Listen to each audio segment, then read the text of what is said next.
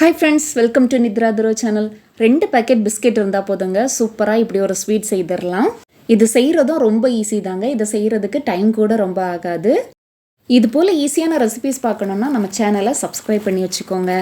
இப்போ 2 packet biscuit எடுத்துர்க்கேங்க.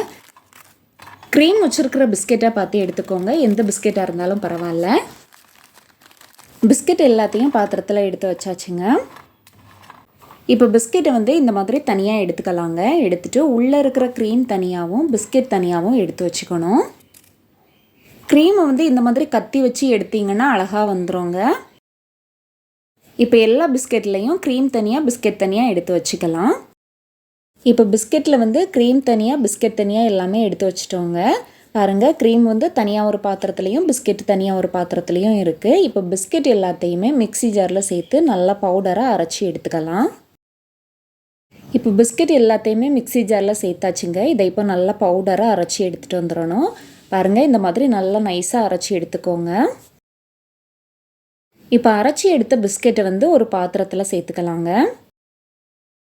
இப்போ இந்த பிஸ்கெட் பவுடரை வந்து நம்ம பால் சேர்த்து பிசைஞ்சு எடுத்துக்க போகிறோம். இதுக்கு வந்து காய்ச்சி ஆறின பால் எடுத்துக்கோங்க. பிஸ்கெட்டோட பாலை வந்து மொத்தமாக சேர்க்கக்கூடாதுங்க. கொஞ்சம் கொஞ்சமாக சேர்த்து பிசைஞ்சு எடுத்துக்கணும். நமக்கு பிஸ்கெட்டை வந்து பிசைஞ்சு எடுத்ததும் அது நமக்கு பூரி மாவு பதத்துக்கு வரணுங்க.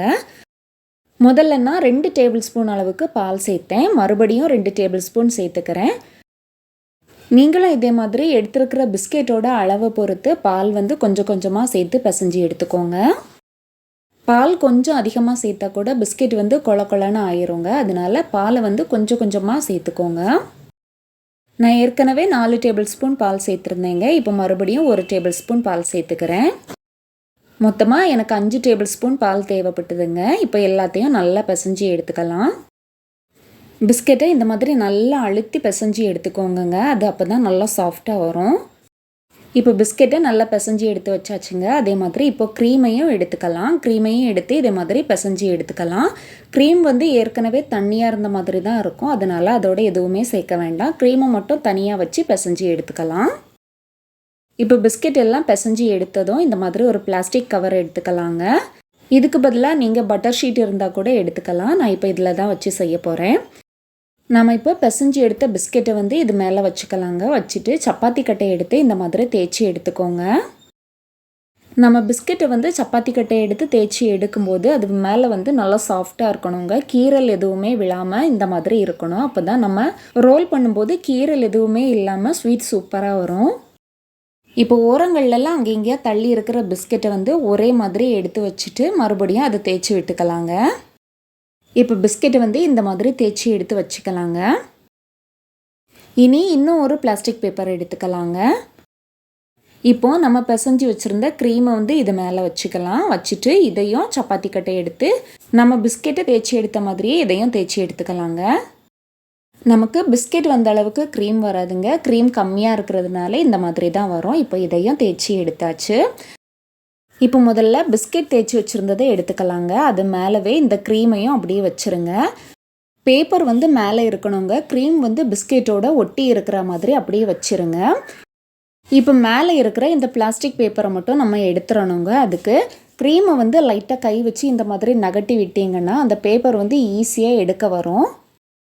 பேப்பரோட ஒரு சைடு இருக்கிற க்ரீமை மட்டும் இந்த மாதிரி கை வச்சு எடுத்து விட்டுருங்க. பேப்பர் வந்து சூப்பராக அதிலேருந்து வந்துடும். இப்போ ஒரு சைடு நம்ம எடுத்தாச்சு. பேப்பர் அப்படியே எடுத்தோன்னா அழகாக வந்துடும்.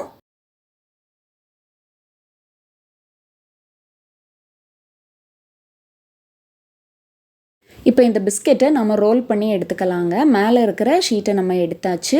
கீழே இருக்கிறத வந்து முதல்ல கை வச்சு லைட்டாக சுருட்டி விட்டுக்கோங்க. அதுக்கப்புறமா நம்ம கவர் வச்சுருந்தோம்ல அந்த கவரை வச்சு அப்படியே ரோல் பண்ணி எடுத்துகிட்டே வரணும். நம்ம கையோட தடம் அதில் பதியாமல் இருக்கும். பேப்பரை வந்து இந்த மாதிரி ஒரு கையில் பிடிச்சிக்கோங்க. ஒரு கையை வச்சு இந்த மாதிரி ரோல் பண்ணி விட்டுட்டே வந்தீங்கன்னா ரோல் வந்து சூப்பராக வரும்.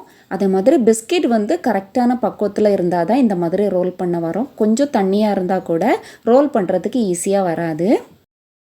இப்போ பேப்பர் தனியாகவும் பிஸ்கெட் தனியாகவும் ரோல் பண்ணி அப்படியே கரெக்டாக எடுத்துக்கலாங்க. பாருங்கள், நம்ம பிஸ்கெட்டை வந்து ரோல் பண்ணும்போது பேப்பர் இந்த மாதிரி தனியாக வந்துடுங்க.